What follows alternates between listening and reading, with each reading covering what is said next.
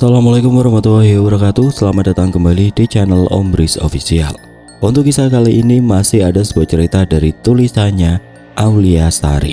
Dan untuk kisah yang akan saya bawakan kali ini, sebuah kisah yang berjudul Perjanjian Kelam Sang Kuncen. Sebelum kita lanjut ke ceritanya, tekan dulu tombol like video ini dan jangan lupa tekan juga tombol subscribe channel ini. Nyalakan juga lonceng notifikasinya agar tidak ketinggalan cerita-cerita lainnya. Dan seperti apa untuk kisah kali ini? Langsung saja kita masuk ke ceritanya.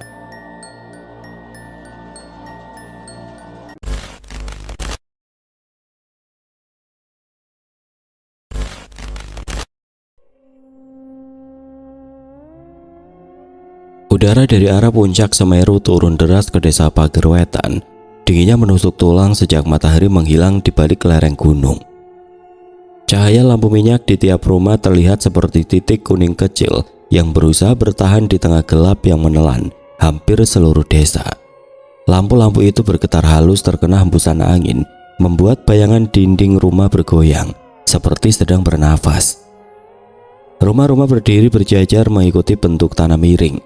Di kejauhan, ladang petani tampak hitam seluruhnya karena abu letusan sebulan lalu masih menempel di permukaan daun dan batang. Sesekali terdengar suara gemuruh dari arah puncak, rendah tapi jelas, seolah gunung menahan sesuatu.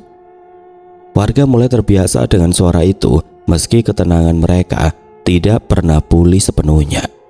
Setiap kali gemuruh muncul, beberapa orang menghentikan aktivitas dan menatap ke arah gunung. Tidak ada yang berani banyak bicara, seakan suara keras bisa memancing kejadian buruk lain.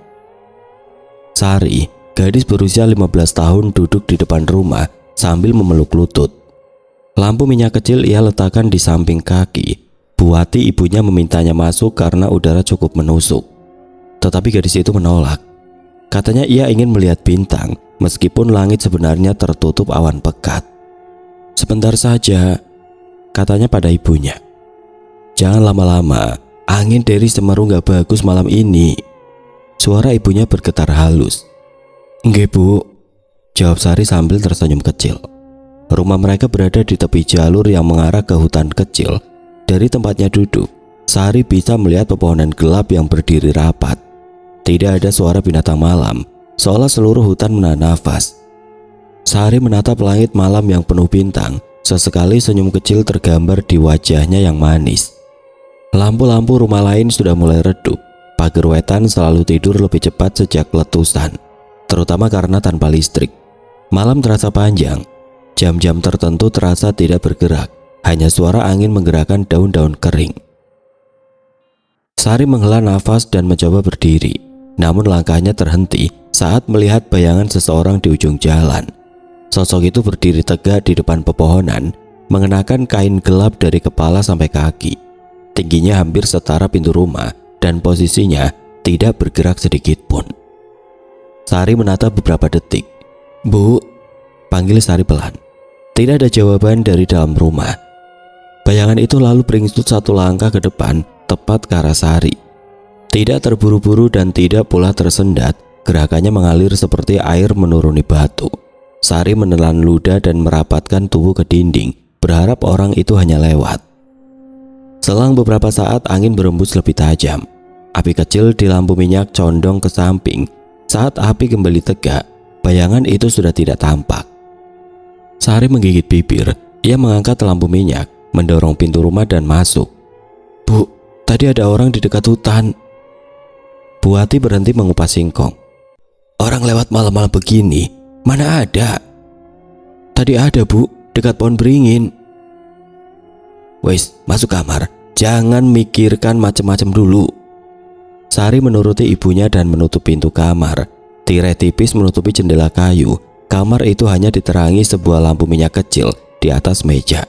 Kain gorden bergerak pelan terkena angin dari celah-celah dinding. Sari berbaring, menarik selimut hingga leher dan memejamkan mata. Gemuruh dari Semeru muncul lagi, lebih panjang daripada sebelumnya. Ketika getarannya berhenti, Sari membuka mata. Hatinya berdetak cepat. Ia merasa ada sesuatu di luar jendela, berdiri tepat di kaki tirai, meski logikanya menolak. Sari duduk perlahan mencoba mendengarkan benar-benar. Tidak ada suara langkah, tidak ada suara tarikan nafas dari luar, hanya angin yang menabrak dinding rumah. Sari menarik nafas panjang, bangkit dari tempat tidur, dan membuka pintu kamar hendak memanggil ibunya. "Ibu!"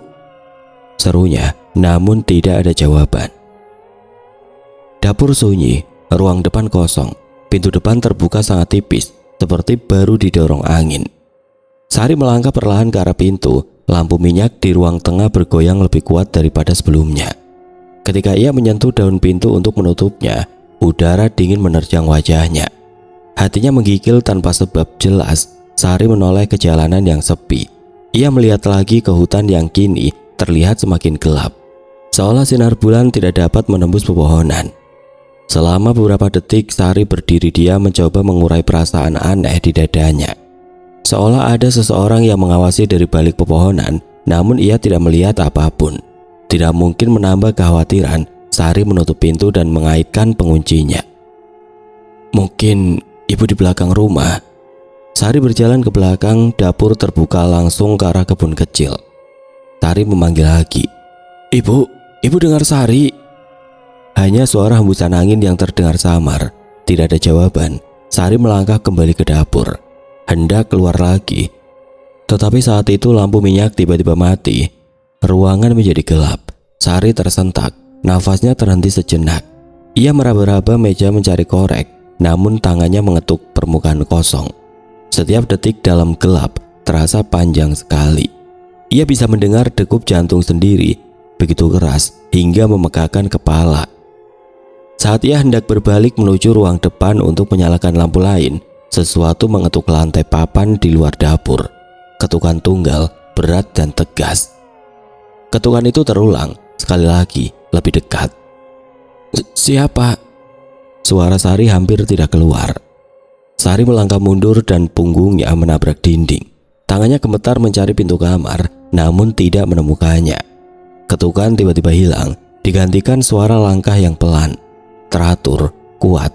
Langkah itu berhenti tepat di depan pintu dapur yang menyambung ke kebun. Sari menahan nafas. Pintunya bergerak sedikit, hanya cukup menunjukkan bayangan seseorang berdiri di baliknya. Tubuh gelap, tinggi, memakai kain panjang. "Ah!" Sari menjerit. Jeritan itu didengar beberapa tetangga, tapi malam sudah terlalu larut. Warga mengira suara itu berasal dari angin atau binatang. Keesokan paginya Bu Wati ditemukan pingsan di ruang depan. Ia mengaku tidak mengingat apapun. Warga berdatangan, memeriksa rumah dan mencari Sari. Kamar gadis itu kosong, lampunya mati, selimut tersingkap. Pintu dapur terbuka sedikit. Di depan kebun, jejak kaki kecil mengarah keluar. Jejak itu berhenti tepat di tepi hutan. "Pak Parno, gimana ini Pak? Anak saya Sari hilang. Dia di mana Pak?" Bu Wati terisak di hadapan kepala desa. Ketika kepala desa datang, ia berdiri cukup lama memandangi jejak itu sebelum berkata, "Tenang Bu, saya yakin Sari pasti belum pergi jauh. Kita cari bersama." Bu Wati tidak menjawab. Ia hanya terisak. Sejak suaminya meninggal 2 tahun lalu karena sakit, Sari adalah satu-satunya keluarga yang ia miliki di dunia ini, dan kini Bu Wati justru harus menelan kenyataan pahit jika putri kesayangannya itu menghilang secara tiba-tiba. "Ayo, kita berpencar mencari keberadaan Sari." Suara Pak Parno, kepala desa, terdengar memecah keheningan di rumah Bu Wati. Tanpa menunggu lama, semua warga segera bergerak. Mereka berpencar mencari keberadaan Sari di seluruh desa Pager Wetan. Namun pencarian itu rupanya tidak membuahkan hasil. Hingga Pak Parno, kepala desa, menyatakan jika Sari sudah menghilang. Mereka menduga jika Sari sudah menjadi santapan hewan buas yang ada di dalam hutan. 3 tahun berlalu sejak hilangnya Sari dan 1 gadis lainnya. Kini di desa Pager Wetan menyisakan bayangan panjang di antara rumah-rumah kayu yang tampak seperti menyusut oleh ketakutan. Sejak hilangnya Sari, gadis ketiga dalam 3 tahun terakhir, suasana desa berubah drastis. Warga tidak lagi duduk di teras saat senja, tidak lagi bercanda di pos ronda, dan tidak ada lagi suara anak-anak yang berlarian di halaman. Seolah seluruh desa menahan nafas. Di rumah kepala desa Parno, beberapa orang tua berkumpul. Wajah mereka tegang. Angin dari arah lereng Semeru bertiup lebih dingin dari biasanya, seperti membawa pesan yang tidak ingin mereka dengar. "Pak, ini sudah tidak wajar," ujar Mbak Sumira pelan. Suaranya gemetar. 3 tahun 3 gadis dan semua hilang di tanggal yang sama. Itu bukan kebetulan. Kepala desa mengangguk berat. Sejak kasus pertama hilangnya Sari, Pak Parno selalu berusaha mencari penjelasan logis. Namun tahun demi tahun, penjelasan itu semakin sulit dicarinya, apalagi dengan tanda-tanda aneh yang selalu muncul di malam kejadian. Angin dingin, suara seperti erangan dari kaki gunung, dan ternak yang menjerit gelisah seakan melihat sesuatu yang tidak kasat mata.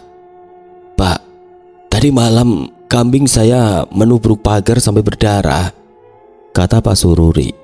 Wajahnya pucat. "Padahal biasanya tenang, tapi waktu suara itu datang dari gunung, semuanya kalap."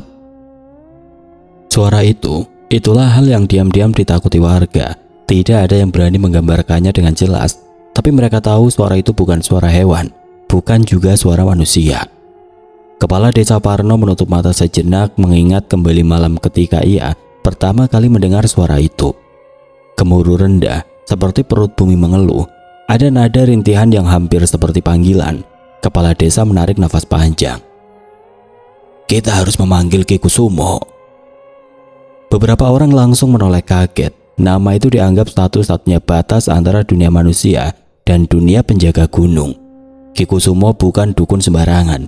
Ia adalah kuncen tua yang selama hidupnya menjaga hubungan antara desa-desa lereng Semeru dengan para leluhur penjaga gunung. Orang-orang bilang ia pernah menghalau letusan kecil pada tahun-tahun sebelumnya dan tahu hal-hal yang tidak boleh disebut di depan umum. "Tapi kalau kita memanggil Ki Kusumo, berarti kita mengakui ada campur tangan hal-hal itu," suara Pak Darto melemah. "Kalau tidak, kita akan kehilangan 1 gadis lagi tahun depan," jawab kepala desa keras. Hening mencekam memenuhi ruangan, tidak ada yang berani membantah. 2 hari kemudian menjelang maghrib, sosok Ki Kusumo tiba. Ia datang berjalan kaki dari arah hutan kecil yang menghubungkan desanya dengan desa Pagerwetan.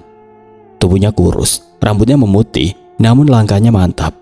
Di punggungnya tergantung kain kusam berisi sesajen, dan di lehernya terikat kalung dari akar pohon cemara yang sudah menghitam dimakan usia. "Assalamualaikum sedulur KB," suaranya berat namun lembut. Warga langsung mengelilinginya, sebagian dengan harapan, sebagian lagi dengan ketakutan. Ki Kusumo memejamkan mata, menghirup udara desa dalam-dalam, seolah tengah membaca sesuatu yang orang lain tidak bisa lihat. "Kalian sudah melihat tanda-tanda itu, bukan?" tanyanya lirih. Beberapa orang mengangguk pelan. Angin dari gunung yang membawa dingin, suara asing yang memanggil, ternak yang ketakutan, semua itu bukan tanpa alasan. Kepala desa Parno mempersilahkan Ki Kusumo masuk dan menjelaskan kejadian 3 tahun terakhir. Setiap kata diucapkan dengan nada berat, seperti ia sedang mengulang dosa yang sama. Setelah mendengarkan, Ki Kusumo meletakkan tongkat kayunya perlahan dan berkata, "Aku harus melakukan pembacaan tanda malam ini." Kepala desa Parno meminta warganya untuk menyiapkan apa saja yang dibutuhkan Ki Kusumo untuk melakukan pembacaan tanda. Pembacaan tanda adalah sebuah ritual yang dilakukan untuk mengetahui apa saja yang sudah terjadi di desa Pagerwetan. Malam turun lebih cepat dari biasanya, membawa gelap yang menekan dada. Di tengah lapangan desa, warga berkumpul setengah lingkaran. Ki Kusumo berdiri di tengah, menyalakan dupa kemenyan yang asapnya berputar perlahan, seolah tersedot ke arah puncak Semeru. Ki Kusumo menunduk, meletakkan tangan ke tanah, merasakan getarannya. Beberapa menit berlalu tanpa suara, lalu tiba-tiba angin dingin datang, menusuk tulang. Warga saling menatap panik. Ki Kusumo membuka matanya. "Para gadis sudah hilang karena tersesat atau dimakan hewan buas.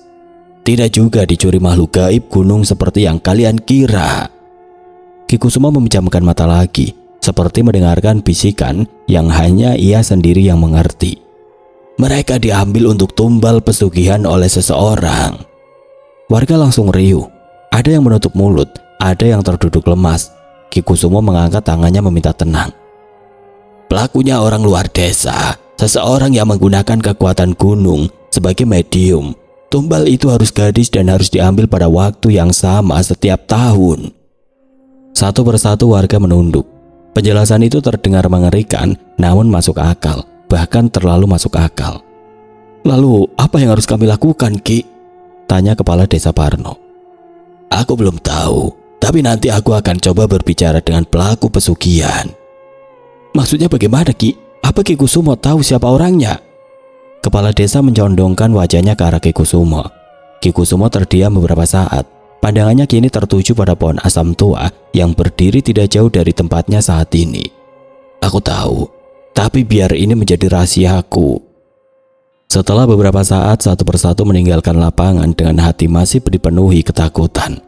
Mereka berharap Ki Kusumo bisa menghentikan kejadian yang kini menimpa desa Pagerwetan saat ini. Hilangnya 3 gadis di desa Pagerwetan tentunya membuat hati para orang tua dan gadis desa itu menjadi ketakutan.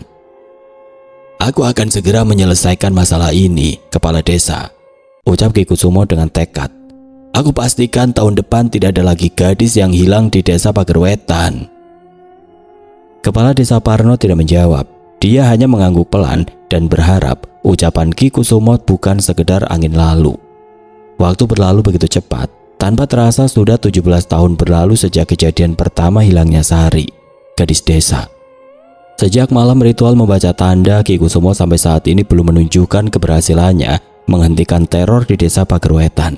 Bahkan kini sudah 17 gadis dinyatakan hilang. Angin sore menuruni lereng Semeru, membawa aroma dedaunan kering dan hembusan dingin yang menusuk kulit. Desa Pagerwetan sudah masuk di tahun 1977. Desa itu kini tampak berbeda dibanding tahun-tahun sebelumnya. Deretan rumah kini tidak lagi sepenuhnya berdinding bambu. Sebagian sudah berdiri dengan dinding tembok tipis, dilapisi cat yang mulai mengelupas karena udara pegunungan. Kabel listrik menggantung di antara tiang kayu, memberi cahaya baru pada malam-malam yang dulu hanya bergantung pada lampu minyak. Suasana desa jauh lebih terang. Radio dari beberapa rumah sering memutar lagu lawas, suara yang dulu mustahil terdengar di lembah ini. Namun meskipun terang mulai hadir, bayangan kecemasan justru tidak pergi. Tradisi kehilangan seorang gadis masih membayangi hidup warga. Setiap mendekati bulan tertentu, perasaan gelisah menempel di wajah para keluarga yang memiliki anak perempuan. Cahaya lampu tidak sanggup menyingkirkan rasa itu. Ketika matahari turun di balik punggung Semeru, Kirman berjalan melewati jalan setapak yang menghubungkan rumah-rumah warga. Ia membawa sebungkus jagung rebus untuk diberikan kepada keluarga Sarpin. Langkahnya terhenti ketika melihat beberapa orang berkumpul di depan balai-balai rumah Pak Sartiman. Kirman mendekat perlahan. Sorot mata mereka penuh tanda tanya. Ada apa? Tanya Kirman. Pak Sartiman menghembuskan nafas panjang. Tadi siang aku dengar dari Bu Rumi, anaknya Lastri, belum pulang dari sungai. Kirman menahan gerakan tangannya yang hendak menaruh bungkusan jagung. Belum pulang? Sudah dicari? Sudah, jawab Sarpin, wajahnya muram. Hasilnya kosong, tidak ada tapak kaki, tidak ada sesuatu yang tertinggal. Sama seperti kejadian-kejadian sebelumnya. Aroma gelisah itu kembali terasa, seolah tidak pernah pergi dari desa ini. Kirman duduk di sisi balai-balai, beberapa warga menatapnya.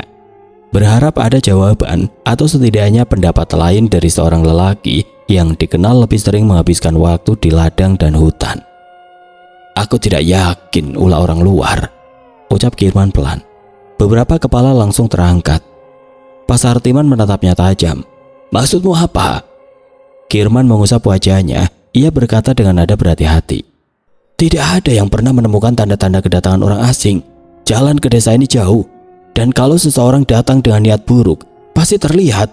Tapi setiap tahun ketika gadis menghilang, tidak ada yang melihat siapapun. Sarpin bergeser mendekat. Lalu siapa? Kita semua saling kenal. Kirman menatap langit yang mulai gelap. Cahaya lampu listrik di rumah-rumah mulai menyala satu persatu. Aku tidak bilang siapa. Hanya saja penjelasan tentang orang luar itu terasa ganjil. Tidak pernah ada bukti. Sejenak obrolan terhenti. Warga saling berpandangan, seperti takut membuka mulut lebih jauh. Akhirnya Pak Sartiman berkata, kalau bukan orang luar, Apa harus kita curigai saudara sendiri? Kirman menunduk. Bukan itu maksudku. Namun tatapan warga sudah terlanjur terguncang. Dari kejauhan suara gemuruh dari arah Semeru terdengar lebih lantang dibanding bulan lalu. Getarannya merambat melalui tanah, halus, tapi terasa hingga tulang kaki. Anak kecil yang berlari di halaman rumah berhenti dan memandang gunung dengan wajah takut. Gunungnya marah lagi, katanya kepada ibunya. Kirman menatap puncak Semeru. Awan kelabu menggantung tebal di atasnya, seolah gunung sedang menahan sesuatu yang tidak ingin dilepaskan. Di saat warga mulai bubar dan kembali ke rumah masing-masing, Kirman memutuskan pulang lebih awal. Namun langkahnya terhenti ketika melihat murid-murid Ki Kusumo sedang berjalan melewati gang samping rumah Pak Darmo. Mereka berempat membawa kantong kain besar dan berjalan cepat tanpa bicara. Kirman memperhatikan dari kejauhan. Ada gurat kecemasan pada wajah mereka, seperti sedang menyembunyikan sesuatu yang berat. Aneh. Seorang pemuda bernama Karto tiba-tiba muncul dari balik pagar bambu dan ikut melihat ke arah para murid itu pergi. Kau juga melihat? Tanya Karto. Melihat apa? Mereka itu akhir-akhir ini sering keluar malam, tidak seperti dulu. Kirman mengangguk kecil. Kau tahu mereka pergi kemana? Karto menggeleng. Tidak ada yang tahu. Ki Kusumo juga lebih banyak mengurung diri di pendopo. Kepala desa bilang itu bagian dari kewajibannya menjaga desa, tapi rasanya ia tidak melanjutkan kalimat itu. Kirman melirik Karto. Rasanya apa? Karto menelan ludah. Ada hal yang tidak enak di hati. Sejenak mereka terdiam, hanya ditemani suara angin lereng gunung yang menerpa dedaunan.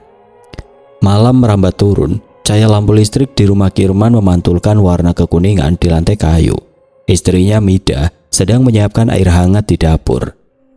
Aku dengar ada gadis hilang lagi, kata Mida tanpa menoleh. Kirman duduk di kursi rotan. Ya Lastri. Mida berhenti mengaduk. Kapan ini akan berhenti? Aku mulai takut setiap kali anak perempuan lewat depan rumah, seolah semuanya bisa menjadi korban berikutnya. Semua orang takut, jawab Kirman. Mida menghampirinya mengusap lengan suaminya. Kau harus lebih hati-hati kalau berjalan malam. Siapa tahu ada sesuatu yang... Aku bisa jaga diri, salah Kirman, meski bagian dalam hatinya mengakui bahwa ia juga dilanda kecemasan yang sama.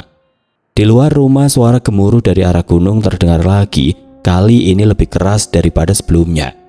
Jendela bergetar ringan. Suara itu terdengar tiap malam sekarang. Kau masih ingat? Kata Kirman pelan. 17 tahun lalu, saat Ki Kusumo bilang bahwa hilangnya para gadis itu karena pesugihan orang luar. Mida menatapnya sambil mengerutkan kening. Kenapa kau bahas itu? Kau tidak pernah merasa janggal?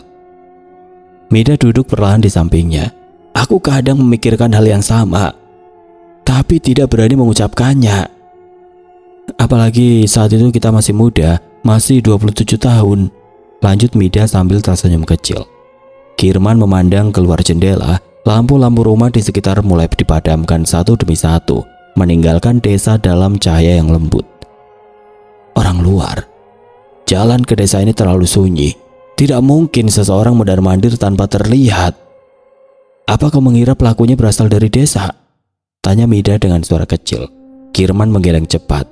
Aku tidak menuduh siapapun. Hanya saja penjelasan itu terasa tidak lengkap. Mida menarik napas dalam. Kalau begitu, kepala desa harus diberitahu. Aku sudah berbicara dengan beberapa warga. Mereka juga mempertanyakan hal yang sama, tapi mereka takut. Selama ini kita selalu mengandalkan Ki Kusumo untuk segala hal tentang gunung. Mida menunduk. Orang-orang mungkin takut diganggu sesuatu kalau menuduh Ki Kusumo salah. Kirman tidak menjawab. Pandangannya tetap menelusuri gelap di balik jendela. Di kejauhan, anjing milik Pak Tarman menggonggong keras. Gayanya menunjukkan kegelisahan luar biasa. Gonggongan itu disusul suara geraman rendah, seolah melihat sesuatu di dekat batas hutan. Kirman bangkit dan membuka pintu. Udara dingin menerobos masuk, membawa aroma kayu lapuk dan hembusan dari arah gunung. Dari sini ia bisa melihat puncak Semeru, samar-samar diselimuti cahaya merah redup. Gunung itu seperti memberi peringatan, ujar Kirman lirih. Mida berdiri di belakangnya, memegang daun pintu. Apa kita harus bersiap menghadapi sesuatu? Entahlah, tapi aku yakin ada sesuatu yang sedang disembunyikan dari kita. Malam menutup desa dengan ketegangan yang tidak terlihat. Cahaya listrik membantu menerangi rumah-rumah, namun tidak mengurangi rasa was-was yang menyelimuti setiap keluarga. Gunung Semeru tetap berdiri tegap, seolah menyimpan jawaban yang belum siap diungkapkan. 3 hari berlalu dengan begitu cepat. Malam itu angin dari arah Semeru turun tanpa suara, membawa hawa dingin yang menusuk hingga ke pergelangan tangan. Lampu-lampu rumah sudah dipadamkan sebagian, menyisakan cahaya kecil dari beberapa teras. Desa Pager Wetan tampak tenang dari luar, tetapi Kirman merasakan kegelisahan mengendap di setiap langkahnya ketika ia berjalan pulang dari rumah Tarman, sahabatnya. Tanah di bawah kakinya masih bergetar tipis, tanda bahwa gunung belum benar-benar diam. Setiap kali suara dari puncak menggulung turun, bulu kuduknya berdiri tanpa bisa dicegah. Menjelang tikungan menuju rumahnya, ia melihat pendopo Ki Kusumo berdiri remang. Diterangi cahaya lampu minyak dari dalam. Biasanya tempat itu tertutup dan sunyi, namun malam itu terdengar suara beberapa orang. Kirman hampir saja melangkah cepat melewatinya, tetapi sebuah kalimat yang terdengar dari balik dinding membuatnya berhenti tanpa sadar. 1 gadis harus diambil sebelum fajar.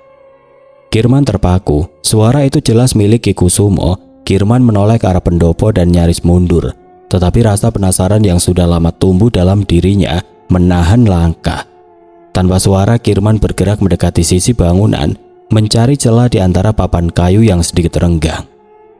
Dari lubang kecil itu, Kirman melihat bayangan 5 orang duduk melingkar. Lampu minyak di tengah ruangan menyoroti wajah mereka yang tegang. Suara Ki Kusumo terdengar pelan namun tegas. Sejak tahun itu, semua berjalan sesuai perjanjian. Jika kita gagal kali ini, gunung tidak akan memberi ampun. Seorang murid menelan ludah.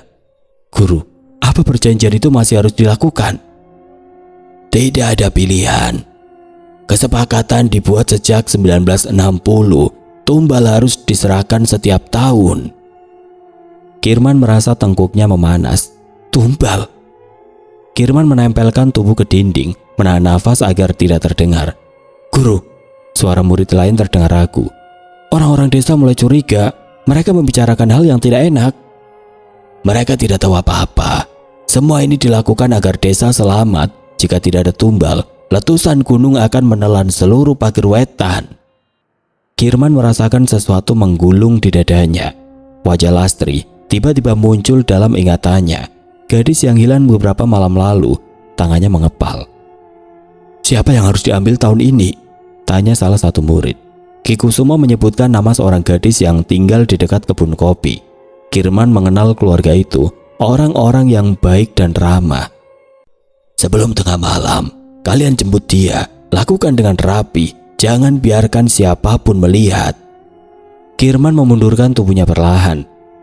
Namun bata kecil di bawah kakinya bergeser dan memecah keheningan dengan suara pendek. Siapa di luar? Teriak salah satu murid. Kirman langsung berlari. Nafasnya memburu. Tubuhnya melompat melewati semak kecil dan berbelok ke gang yang lebih gelap. Kakinya hampir terpeleset ketika mendengar pintu pendopo dibuka keras dari belakang. Ada seseorang yang menguping. Kirman tidak menoleh. Ia terus berlari melewati pohon jambu, melintasi halaman kecil rumah Pak Bari, hingga akhirnya sampai di dekat sungai kecil di tepi desa. Suara langkah para murid terdengar sayup mengejar, namun perlahan-lahan mereda. Mereka mungkin berpikir suara tadi hanya hewan atau angin. Setelah yakin aman, Kirman berhenti dan menahan lututnya. Tubuhnya bergetar, bukan hanya karena dingin, tapi karena kebenaran yang baru saja ia dengar. Kepala desa yang sudah sepuh duduk di ruang tengah rumahnya ketika Kirman datang dengan nafas tidak teratur. Beberapa tetua desa dipanggil segera. Wajah mereka terkejut melihat Kirman datang tengah malam dengan kondisi seperti itu. Ada apa Kirman? Tanya kepala desa. Kirman menelan udara dingin sebelum bicara. Saya tahu apa yang terjadi selama ini. Para tetua saling pandang. Kepala desa mengangguk. Ceritakan. Kirman menyampaikan semuanya dari awal hingga akhir percakapan di pendopo. Perintah penculikan dan pengakuan Ki Kusumo tentang perjanjian tahun 1960. Tidak ada satupun yang dilebihkan. Setiap kata keluar dengan gemetar, tetapi jelas. Saat Kirman selesai bicara, ruangan menjadi hening. Hanya suara bambu yang bergesekan tertiup angin dari luar. Kepala desa memejamkan mata sejenak. Jadi selama ini semua yang hilang itu akibat perjanjian itu. Pantas saja, sudah 17 tahun tapi janjinya menyelesaikan masalah ini tidak ada bukti nyatanya. Iya Pak, jawab Kirman. Seorang tetua memukul lantai dengan telapak tangan. Dia selama ini menipu kita. Ada yang berdiri sambil mengepalkan tangan. Bagaimana mungkin kami percaya begitu saja? Kita harus bertindak. Kepala desa membuka mata perlahan. Sorotnya tidak lagi terlihat tenang seperti biasanya. Ada kemarahan yang cukup dalam. Kalau semua ini benar, maka desa harus diselamatkan. Bagaimana caranya? Tanya seseorang di sudut ruangan. Kita tidak boleh membiarkan seorang pun diculik. Besok malam semua anak perempuan harus segera dikeluarkan dari pagar wetan. Kirman mengangguk cepat. Itu keputusan terbaik. Ki Kusumo tidak akan berhenti sebelum mendapatkan tumbal. Kalau begitu, besok lusa sebelum matahari naik, semua gadis harus pergi ke desa bawah. Kita kawal mereka sampai aman. Tetua lain berdiri, suaranya bergetar marah. Dan apa yang akan kita lakukan kepada Ki Kusumo? Kepala desa menatap lampu minyak yang bergoyang kecil. Kita akan tetap berusaha tetap tenang, seolah tidak tahu apa-apa. Aku yakin Ki Kusumo tidak akan membuka suara. Tapi bagaimana jika hal ini membuat Gunung Semeru memuntahkan laharnya, Pak? Pertanyaan itu tiba-tiba keluar dari mulut Kirman.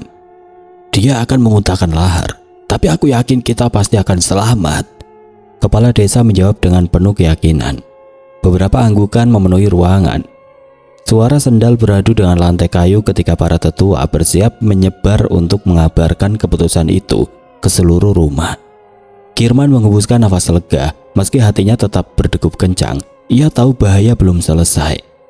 Ketika keluar dari rumah kepala desa, langit tampak merah samar di atas puncak Semeru. Getaran tanah terasa lebih nyata daripada sebelumnya. Kirman memandang gunung itu lama, seolah gunung sedang menantikan sesuatu. Keesokan harinya sore itu, udara di desa Pager Wetan terasa seperti ditekan oleh sesuatu yang tidak tampak. Langit mendung menggantung rendah, namun bukan mendung biasa.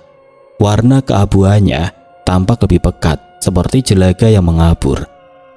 Gemuruh kecil dari puncak Semeru terdengar berkali-kali. Kadang seperti suara genderang yang dipukul dari dalam bumi. Desa yang biasanya tenang kini berubah mencekam. Aroma abu vulkanik sudah tercium samar dari arah Gunung Semeru. Beberapa ledakan terdengar semakin jelas, membuat semua warga desa ketakutan. Para ibu menarik anak gadis mereka, memasukkan mereka ke dalam bilik, atau langsung membawa lari ke desa-desa tetangga. Ada yang berangkat ke Lumajang, ada yang Pandansari, ada pula yang hanya bersembunyi di hutan sambil menahan nafas. Tidak ada yang ingin anak mereka dipilih Ki Kusumo. Ki Kusumo tahu pergerakan yang dilakukan warga desa. Ia bisa merasakannya sejak pagi. Ketakutan itu seperti jarum yang menusuk kulitnya. Ki Kusumo marah, panik dan tersinggung. Baginya, warga Puger Wetan hanya perlu mematuhi perjanjian lama, serahkan satu gadis setiap tahun, dan desa akan aman. Begitu dulu dikatakan oleh suara dari puncak Semeru yang menyapa dirinya dalam meditasi kelam bertahun-tahun lalu. Namun kini di saat Semeru menunjukkan tanda-tanda yang paling mengerikan, warga justru melawan. Mereka pikir mereka bisa menentang perjanjian itu. Geramnya sambil memecahkan kendi berisi minyak ritual. 3 muridnya Rangga, Seta, dan Wiradipa berkeliling desa. Mereka mengetuk pintu-pintu, memaksa masuk, bahkan menyisir lumbung dan kandang. Tapi gadis-gadis Pager Wetan sudah hilang laksana asap. Rumah-rumah sepi, lampu-lampu dipadamkan, desa seperti berubah menjadi cangkang kosong. Kakang, tidak ada satupun, ucap Wiradipa terengah. Mereka melarikan semua gadis itu sebelum matahari terbenam. Ki Kusumo menatap puncak Semeru, rahangnya mengeras. Aku sudah memperingatkan mereka. Aku sudah menyampaikan tanda-tanda. Kalian lihat sendiri gunung itu. Kalian kira semua ini kebetulan? Semeru bergemuruh. Kali ini suaranya lebih panjang, seperti erangan raksasa yang terbangun. Bumi bergetar pelan bersamaan dengan suara gemuruh. Menjelang malam, suara gemuruh berubah semakin sering. Suara batu runtuh dari puncak terdengar sampai pagar wetan. Awan gelap mulai terbentuk, merayap perlahan seperti kabut hidup. Warga yang masih tertinggal, para lelaki tua dan beberapa keluarga yang terlambat mengungsikan diri mulai berkemas. Mereka memanggul barang seadanya sambil memandangi puncak gunung dengan wajah pucat. "Lekas, kau lihat gumpalan hitam itu? Itu bukan awan hujan," perintah kepala desa kepada warga desa Pager Wetan. "Kita harus pergi sebelum malam jatuh," ucap salah satu sesepuh desa. Wajahnya terlihat begitu panik dan ketakutan saat melihat puncak Semeru. Namun gelap malam datang lebih cepat dari biasanya, seolah-olah matahari ditelan sesuatu. Di halaman pendopo kecil berdinding bambu, Ki Kusumo menatap kendi berisi darah ayam, sesaji bunga telon, dupa, dan sekikat rambut manusia yang ia simpan dari tumbal-tumbal sebelumnya. Matanya merah bukan karena kurang tidur, tetapi dari ketakutan. Bahkan orang seperti dirinya bisa merasa ketakutan saat perjanjian yang mengikat antara dunia manusia dan dunia gaib terancam gagal. "Penguasa gunung," suara Ki Kusumo bergetar. "Hamba datang membawa persembahan tumbal. Memang belum ada, tapi hamba mohon beri hamba waktu." Petir menyambar puncak Semeru. Awan pijar memerah menyala dari balik kabut seperti bara raksasa. Ki Kusumo makin putus asa. Ia menyembah ke tanah, mencium debu dengan tubuh bersujud. "Hamba tetap setia. Hamba hanya butuh waktu. Jangan hukum Pager Wetan, jangan." Bumi berguncang keras, dupa terjungkal, kendi-kendi pecah. Tanah memuntahkan debu panas yang naik dari celah-celah kecil. Gemuruh besar datang, kali ini bukan dari langit, tapi dari dalam perut bumi. Suara menggelegar memecah malam dan gunung Semeru akhirnya meletus. Awan panas merosot turun dengan kecepatan yang tidak dapat ditangkap mata manusia.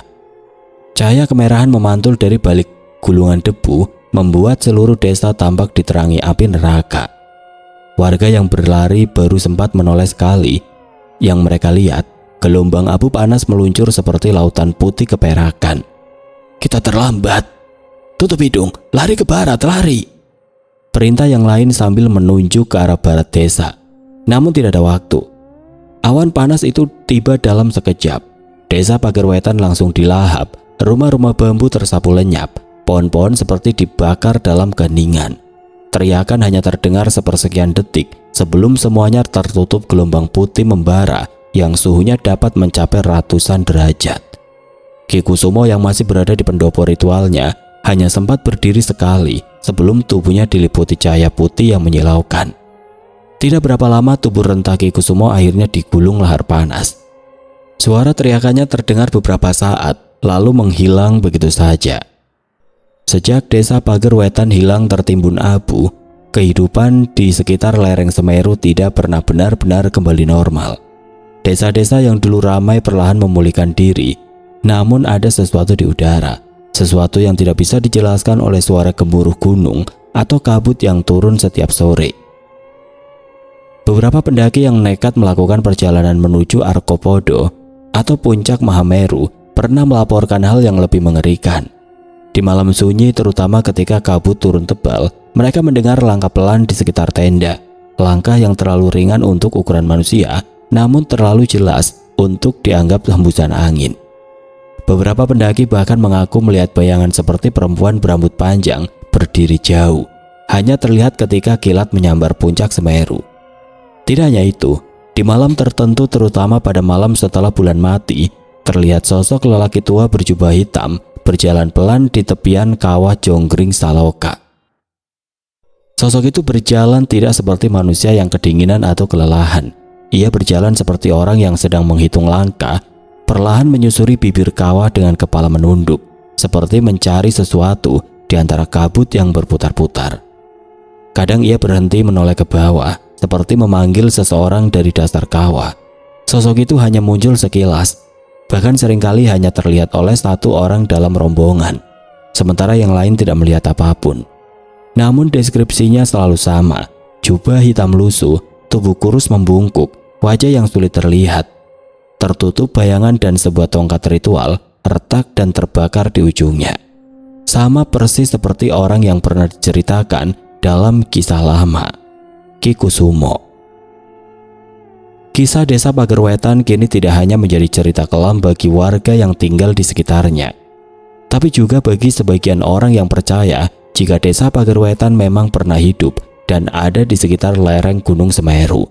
Bahkan sampai saat ini masih banyak orang-orang zaman dulu menjadikan kisah desa Pagerwetan sebagai dongeng untuk anak cucu mereka.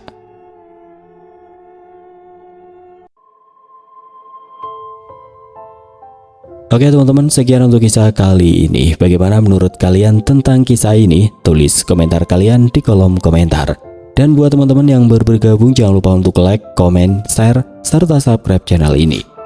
Dan jangan lupa nyalakan juga lonceng notifikasinya agar tidak ketinggalan cerita-cerita lainnya. Dan akhir kata, wassalamualaikum warahmatullahi wabarakatuh.